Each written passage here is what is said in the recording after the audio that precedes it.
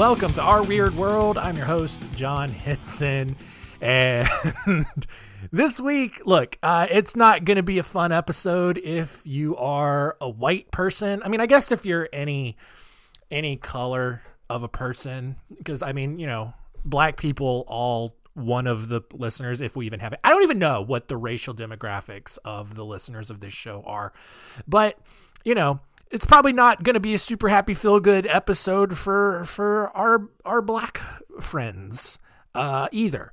I mean, you know, Hispanics, Asians, they don't really have a dog in this fight, I don't think.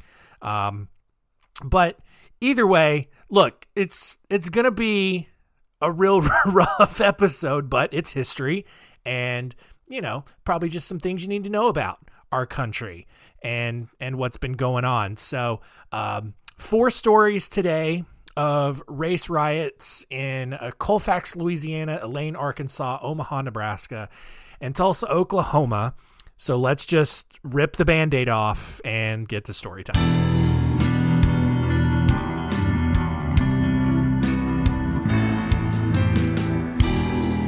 Story time. So even though the big kind of breakthrough in the Civil War was the freeing of and abolishment of slavery.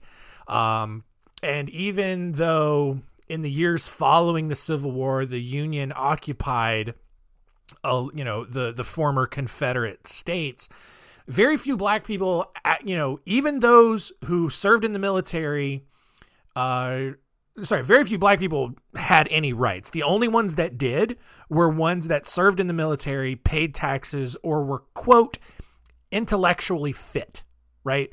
And that may have actually been a criteria for all 3. Like you had to meet all 3 of those if you were black.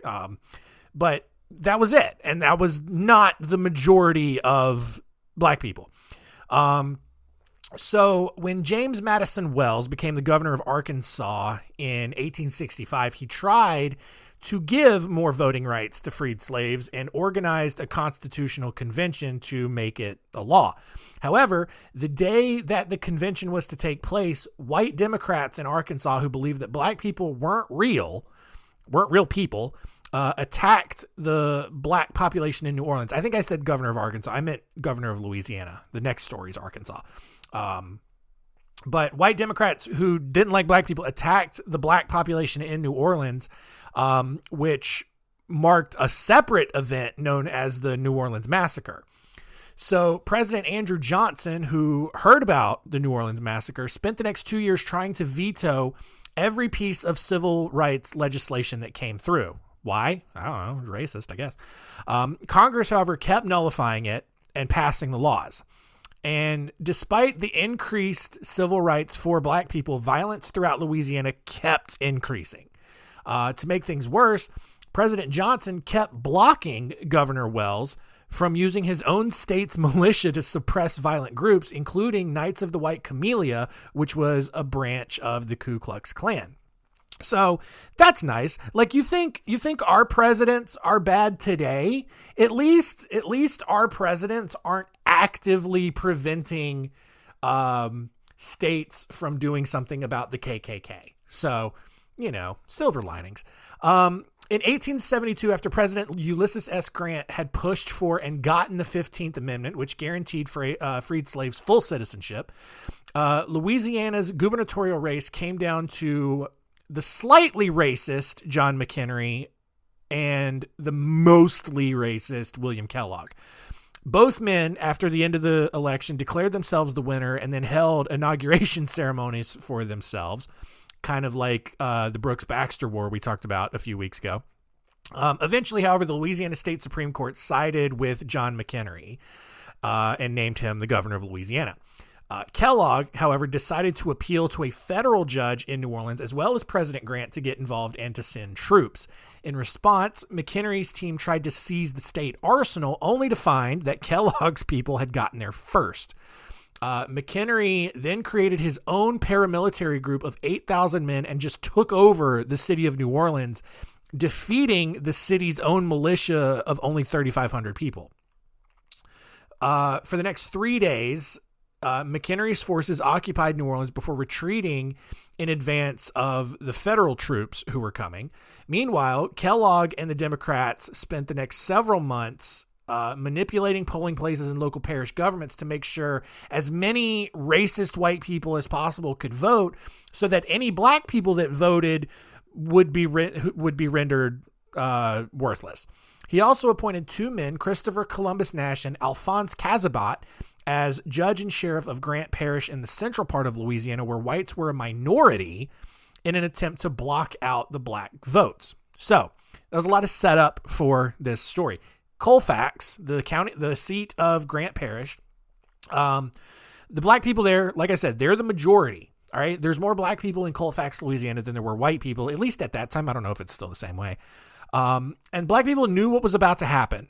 All right. They knew that Kellogg was coming through the entire state, installing his little puppet white people and trying to suppress black votes and civil rights and all of that. So they knew what was about to happen. So they dug trenches around the town courthouse and held the town for 3 weeks. On March 28th, 1873, Christopher Columbus Nash, Alphonse Cazabat, and others made a public call for white people to take Colfax back. They thought, well, this is a white city. It's just probably more like Cajun man. It don't down to the white city. Go down to Colfax. Get that there by hold away. Whatever. Love. I gotta bring Cajun man back more often. Cajun man's great.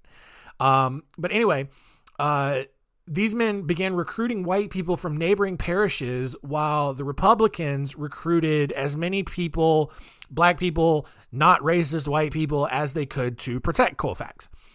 After a couple of skirmishes in other parts of the parish, things were still at a standstill. Democrats wanted black people to leave the courthouse, and the black people refused to move, reasonably so. To make things worse, Nash began spreading ridiculous rumors that the black people were planning to kill all of the white men in Colfax in order to have all of the white women for themselves. And that's just some, I don't know if that's like penis envy or just some real insecurity that you think that the black people are going to come for all the white women.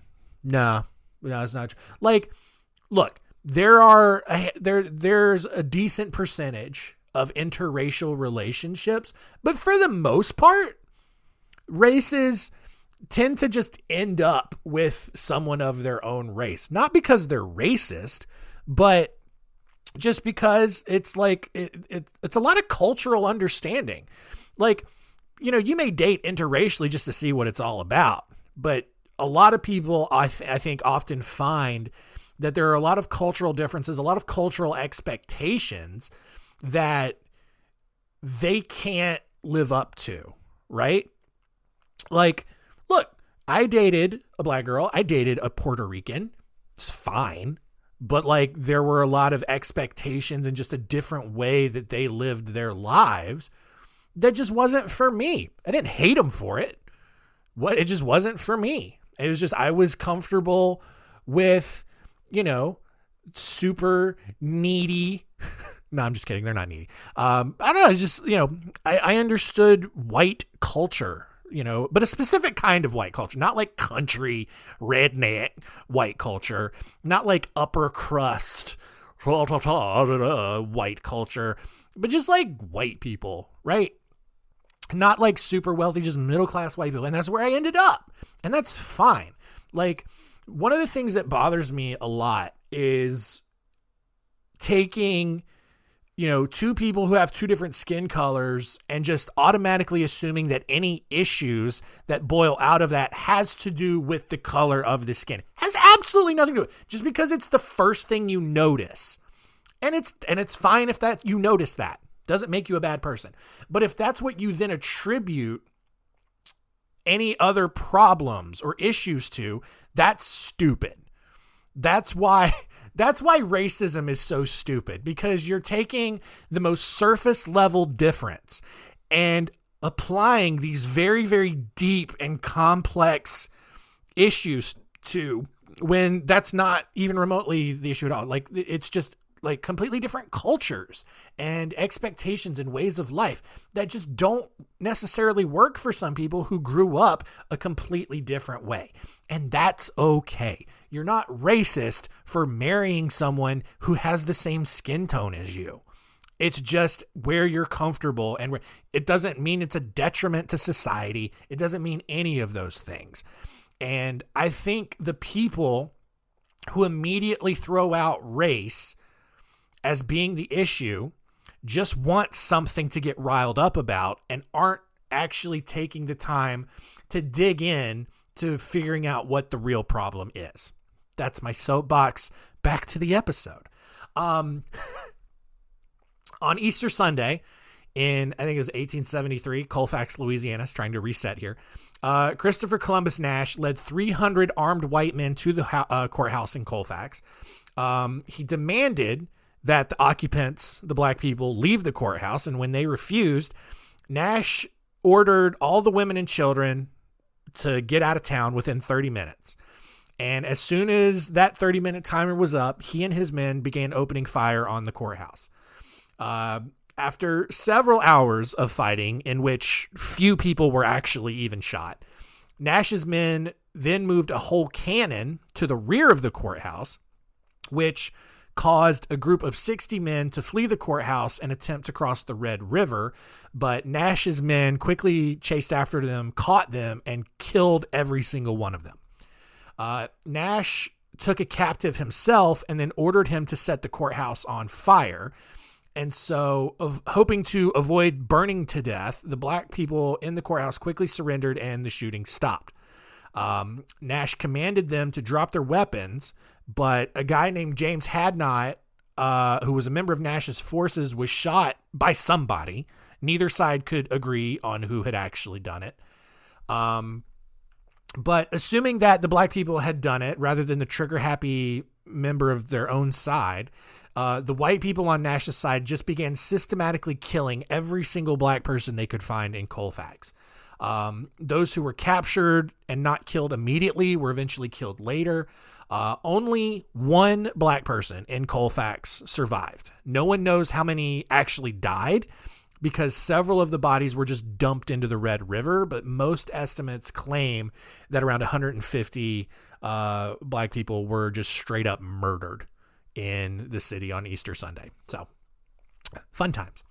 Our next story happened in Phillips County in eastern Arkansas, which was developed for one thing, and it was cotton plantations.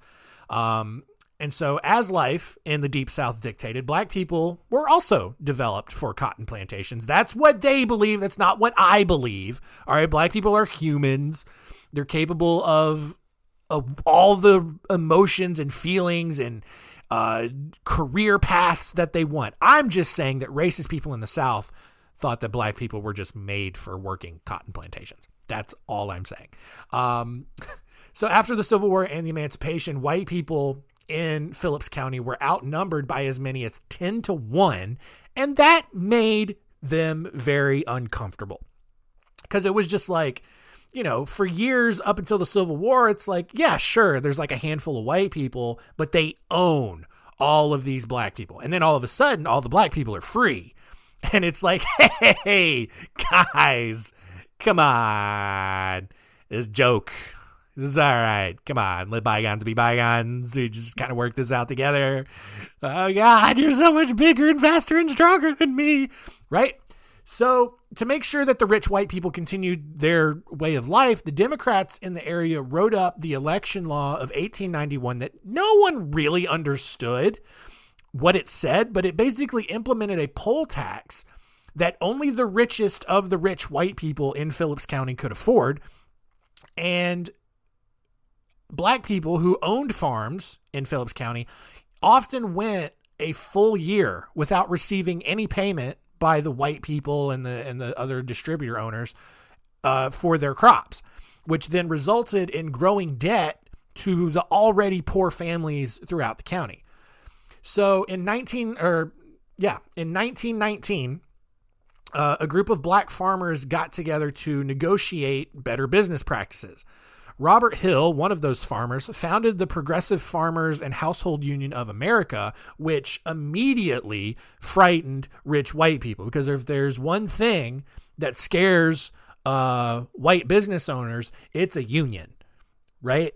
So on September 29th, 1919, Hill and about 100 other black farmers met at a church in the village of Hoop Spur near the town of Elaine in Phillips County.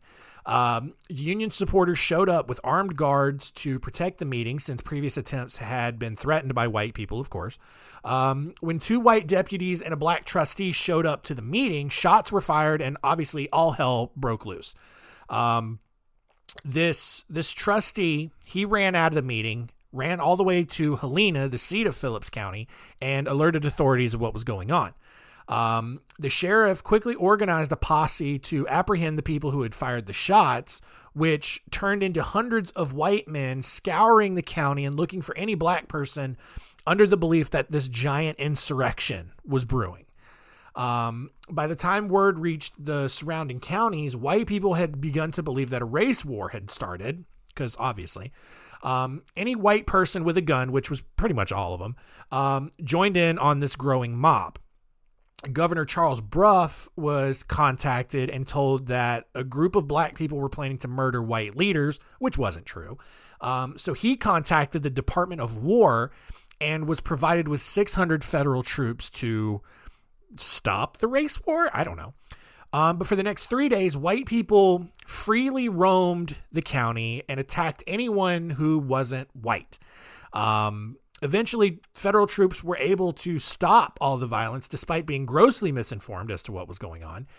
And because of that, as many as 285 black residents were arrested and held until their employers could vouch for their innocence. However, anywhere from 100 to 237, which is a really specific number, black people were killed along with 5 white people.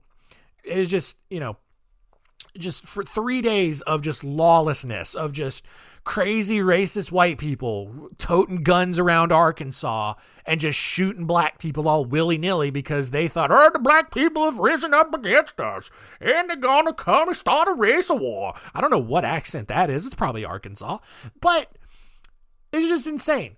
Of the 285 black people that were arrested, 122 were sent to trial. Of those 122, 73 of them were charged with murder, while all of the free-roaming white people who had actually done all the murdering were just sent back to their normal lives. Even more, all of the juries were just conveniently made up of white people who sentenced 12 of these people to death and then sent the others to prison for the murder of the single white deputy that had arrived at that church meeting in Hoop Spur that had started this whole thing. So I guess kind of the silver lining in this is that despite those 12 death sentences, 6 were overturned and those men were released by 1923. The other 6 cases actually went all the way to the United States Supreme Court, who then overturned the remaining sentences, citing a lack of due process under the 14th Amendment, because obviously that's what happened.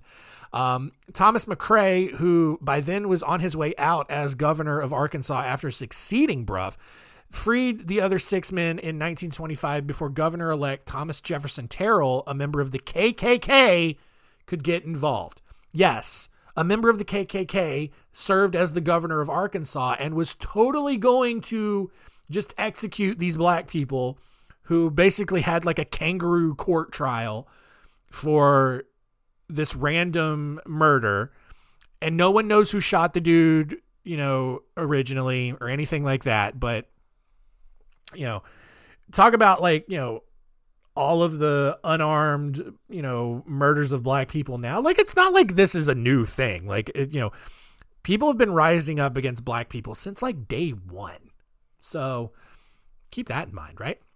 Our next story here, we go to Omaha, Nebraska, who obviously is known for its racially diverse demographics, was really undergoing a lot of change, and a lot of changing was happening fast in the 1910s. A lot of black people ended up flocking to Omaha to work in the city's booming meatpacking industry, which actually gave the city the second largest black population in the West following Reconstruction, trailing only Los Angeles. When several black people were hired as strikebreakers against the always angry Irish that lived and worked in the city, tensions quickly started to rise. The Irish had already driven the Greeks away from the city a few years earlier, because if you know anything about Irish people, they hate literally everyone who's not Irish. All right. Have you been to Boston? One of the most racist cities in the country, bar none. Like, ask anybody. Ask anyone from Boston. They'll tell you.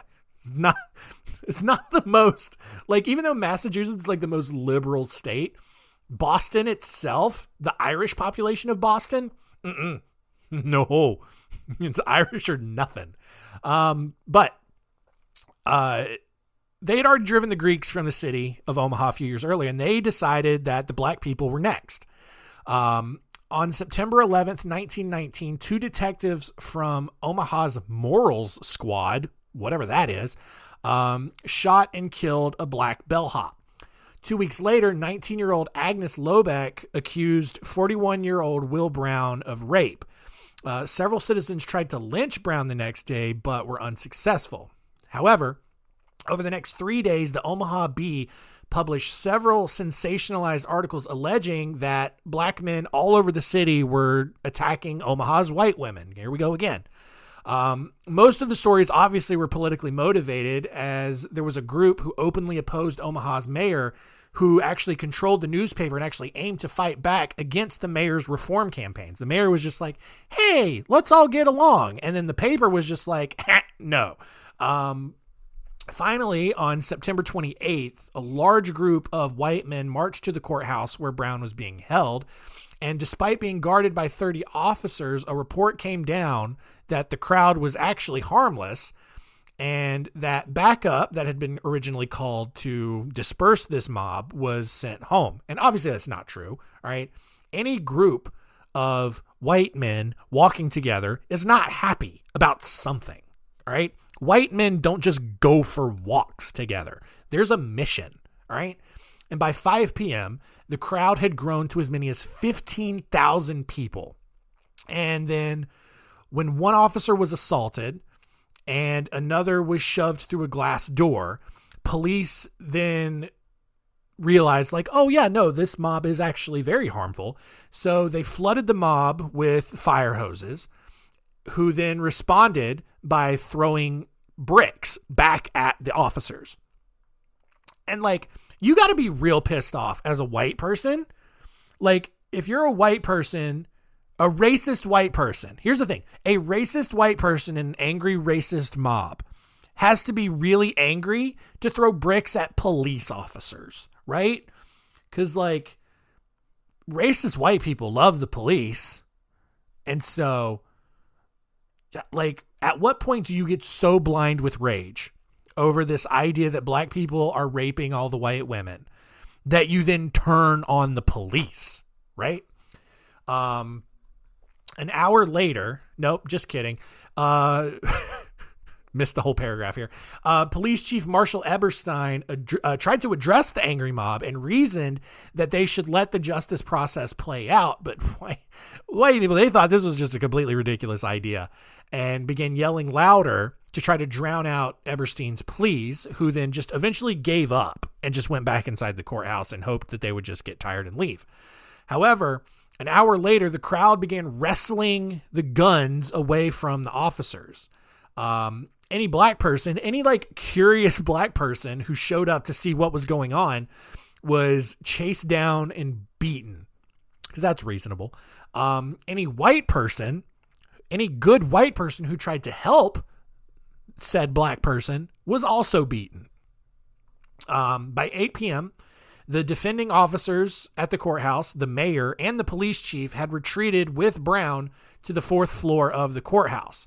But rather than break in and go up after them, the mob leaders walked across the street to a gas station, filled up their tanks, walked back over to the courthouse, and began dousing the lower floors with gas, and then set the whole building on fire.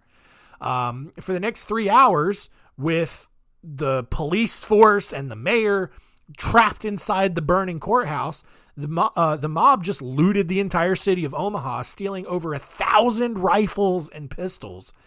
They fired on any other police officer that they came across.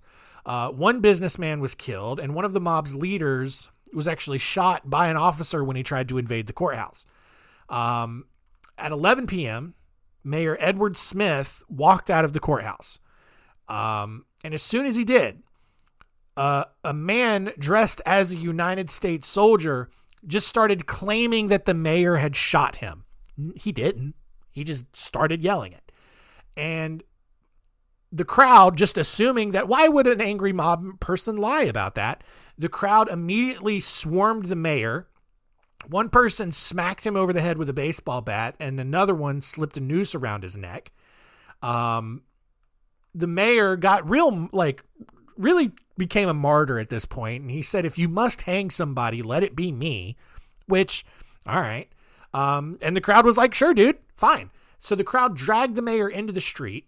Although one woman actually tore the noose off of his neck, another rider quickly replaced it with another one because, of course, an angry racist white mob is going to have an endless supply of nooses.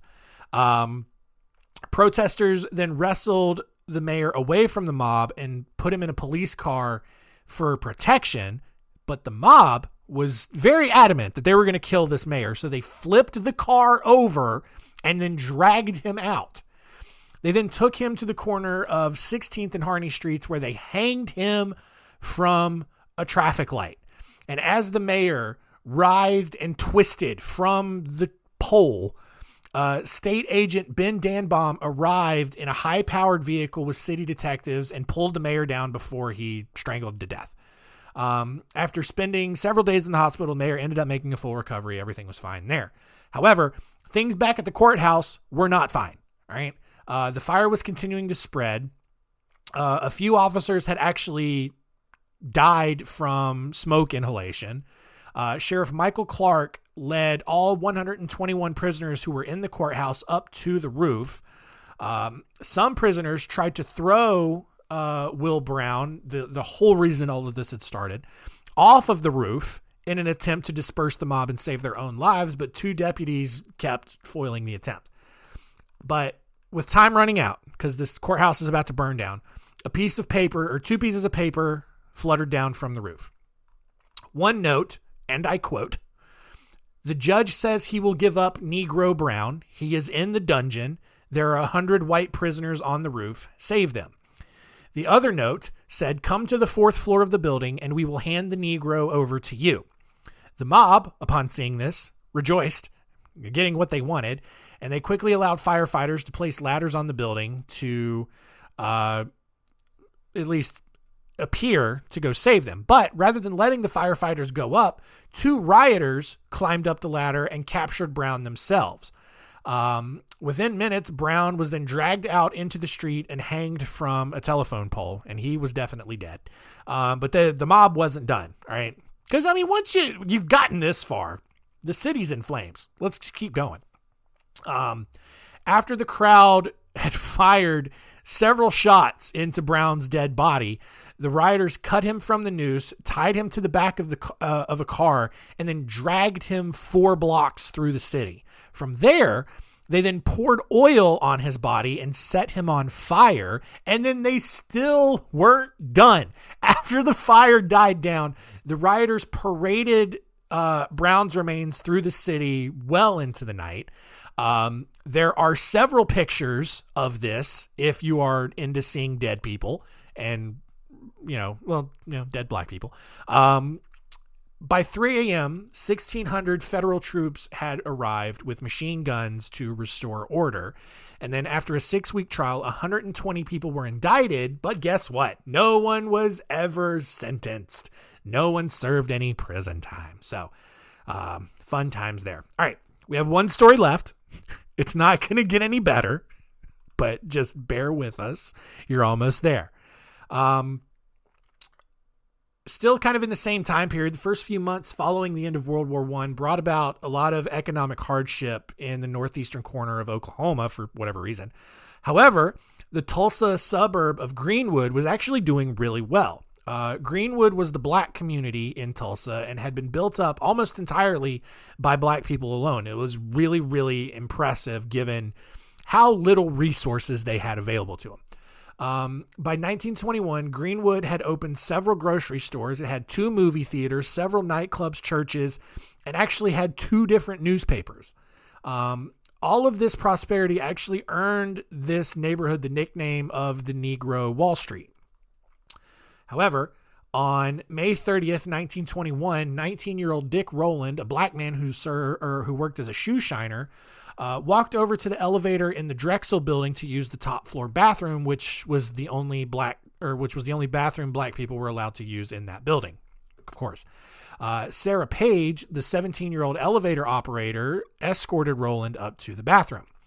However, a clerk in a nearby store on the first floor of the Drexel building heard a scream and watched as Rowland ran from the building. The clerk ran over to the elevator and found Page clearly distraught. And assuming that she had been raped, which was not confirmed, the clerk called the police.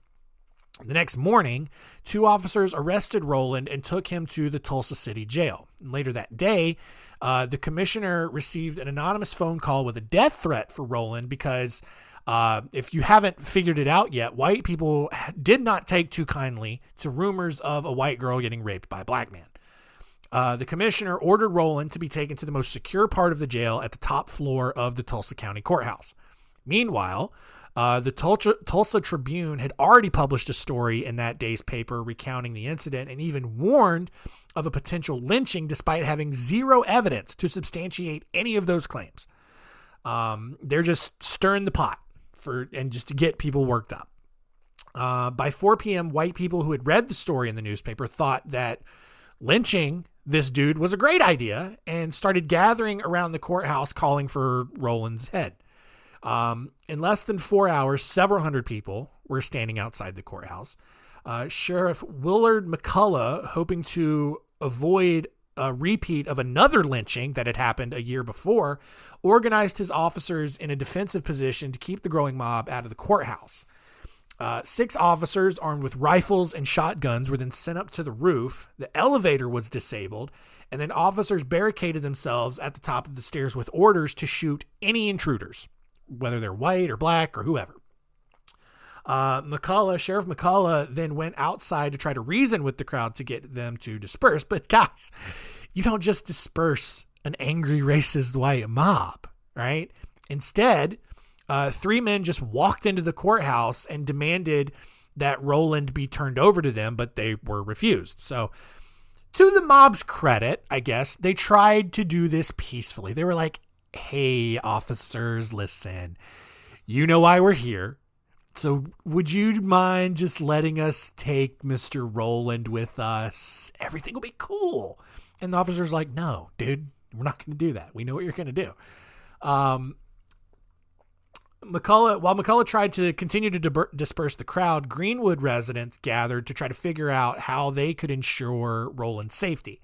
One group of young war veterans began stockpiling guns and ammunitions, while older members of the crowd thought that they could use logic and reason to fix this situation. Obviously, the guns worked, or the guns won, the strategy call. And so a group of 30 armed black men marched to the courthouse to support the sheriff. When the white mob saw all of the armed black men coming at them, they left and they went home to get their own guns, right? Like they weren't going to just give up. And so those who didn't own a gun, which I can't believe there were people in Oklahoma who didn't own a gun, they went over to the National Guard Armory and just started stealing all of those weapons. However, or at least they tried to. However, Major James Bell had already heard that a mob was coming and ordered his men to shoot anyone who tried to break in.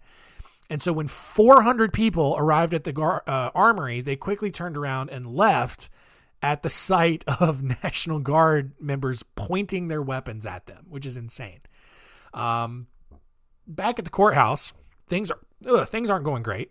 Over 2,000 white people, most of them armed, had gathered and began circulating rumors of an uprising.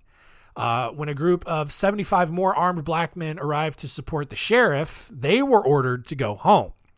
On the way out, however, one of the men was ordered by a white mob member to give up his pistol. And obviously he refused. And when that happened, a shot rang out. And you can probably guess what happened next. Everything just went to hell. White people began shooting at the black people. The black people began shooting at the white people. Within seconds, 10 white men and 2 black men were dead.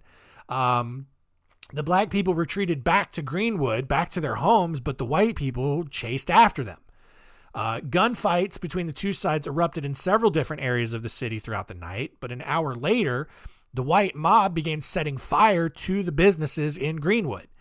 When the Tulsa Fire Department arrived to try to put out the fire, the mob aimed their guns at them and forced the firefighters to turn back.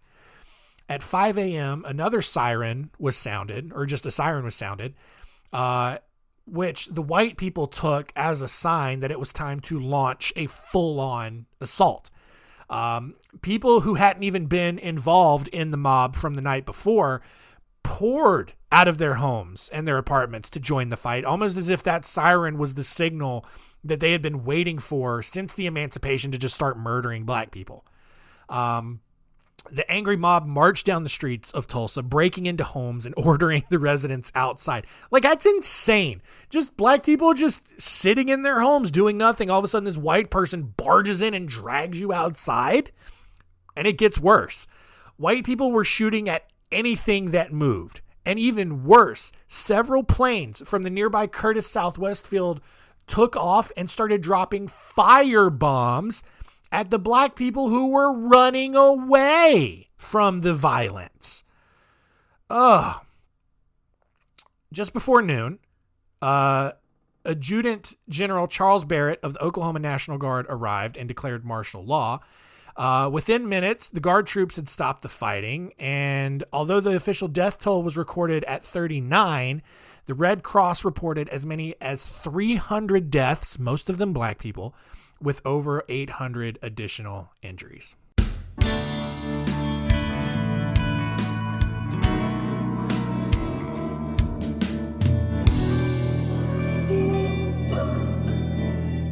All right, we made it. All right, do you feel bad about being white? I mean, you shouldn't. It's not like you were doing that sort of thing. It's just, it's an unfortunate part of history. But yeah, I mean, look, I knew it was going to be a longer episode. But still important stories to tell. And just, it's interesting how these sorts of things tend to repeat themselves. And I mean, even, we had a lot of racially charged things happen over the last few years and a lot of riots and a lot of unfortunate events. But, at least we weren't hanging mayors off of traffic lights in the middle of downtown, or at least like hundreds of people weren't dying. So it's better, right? Like, feels weird to say, but like George Floyd, comparatively, not that bad. Not that bad. Charlottesville, not that bad, right? Compared to these stories. So, look, still bad. Not going to deny that, but yeah, it's silly. And look, honestly, I think the big thing that we learned today, we didn't really need to learn 3 things today, but we did learn that racism is silly, and white people can be silly, and especially when they're scared and their dominance is being threatened.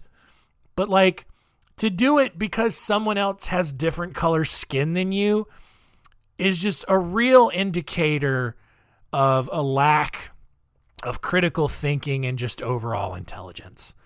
Like, you got to be real stupid to think that a person whose skin is different from yours is inherently a lesser person or not worthy of certain things, because it's just dumb. It's just a real dumb thing to think. It's so preposterously stupid, right? I think we can agree on that. And if not, if you're sitting there like, no, I think black people are dumb. I'm tired of these Mexicans coming and taking my jobs. Well, then you suck as a human being. What does it matter? Who cares? Right? Who cares? Who cares about people who are black or in between? And I mean that in the sense that, who cares that they're literally black? They're people. That's what matters, right? Who cares what color their skin is? That's the better way to phrase that. Because that other bit can be taken very out of context and could ruin me. But that's fine. So yeah, I think that's going to do it for this week. Next week, a slightly more fun story, if you can believe it. We're going to look at the life and crimes of probably the most famous serial killer in American history, the story of Ted Bundy. A little day after Christmas, fun serial killer action. So that's going to be it. Hope you have a wonderful Christmas or Hanukkah or Kwanzaa or whatever holidays you celebrate. Hope you get some nice gifts and such and eat some good food. And that's going to do it. Thank you all for listening. Keep telling all of your friends. Hey, here's the thing, right? Here's the thing. You're going to be seeing a lot of family and friends over this next week. Tell them about the show. Tell them. Be like, hey, on your way back home, listen to this show. Maybe not this most recent episode, but give them some recommendations, right? Tell them to start at episode 1, maybe. I don't know. The first 10 episodes weren't that great, but then we figured it out, right? So tell your friends and family at your little holiday gatherings about the show and keep it weird.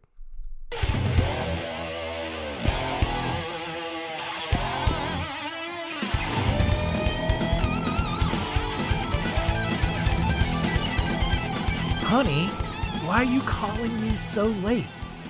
It's kind of hard to talk right now. Honey, why are you crying? Is everything okay?